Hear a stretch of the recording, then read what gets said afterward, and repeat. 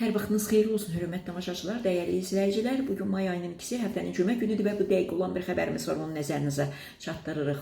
Bu ay ərzində əf ola bilər və bu gözləniləndir. Bunu əf komissiyasının üzvü Əliməmməd Nuriyev deyib. Əliməmməd Nuriyev onu da bildirib ki, əf komissiyasının iclasları yenə də davam edir. İclaslarımız yenə də hələ olacaq. Daxil olan müraciətlərə baxılmasına davam ediləcək. Komissiya sədri tərəfindən iclasların başa çatması ilə bağlı qərar qəbul ediləndən sonra bütün rəylər cənab prezidentə təqdim ediləcək. Bundan sonra cənab prezident tərəfindən sənəd qəbul ediləcək. Çünki məlum olduğu kimi əf sərəncamının imzalanması prezidentin müstəsna səlahiyyətlərində olan məsələdir. Komissiya yalnız məsələnin texniki tərəfləri ilə bağlı işlər görür, deyə Əliməmməd Nuriyev qeyd edib. Onda deyək ki, əf sərəncamının may ayında imzalanması gözlənilir.